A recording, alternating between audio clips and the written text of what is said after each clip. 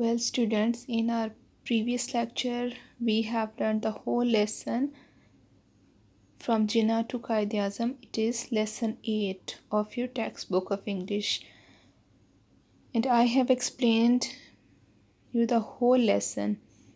Now it is time to do the question and answer. So open your books at page 70. At the bottom we have some questions.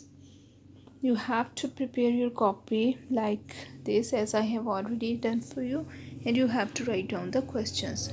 First question is, when and where was Muhammad Ali Jinnah born? Answer is, Muhammad Ali Jinnah was born at Wazir Mansion, Karachi on 25th December 1876. Second question is, from where did he get his early education? Muhammad Ali Jinnah got early education at Sindh Madrasa High School in Karachi, 1887.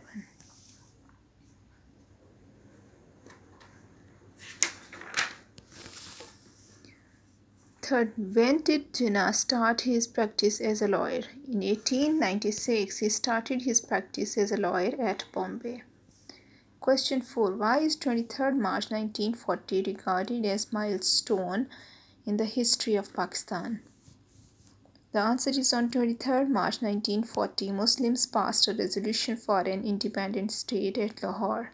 That is why March 23rd, 1940 is regarded as a milestone in the history of Pakistan. Question 5. In which words did Qaid-e-Azam address the students?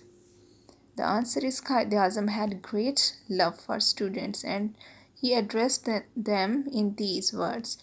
You must devote yourself wholeheartedly to your studies, for that is your first obligation to yourself, to your parents, and to the state. Question number 6. What is your duty as a nation to take Pakistan to the heights of progress?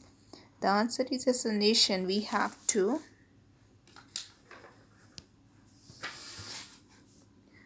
be responsible citizen in order to take our nation to the heights of progress. Thank you.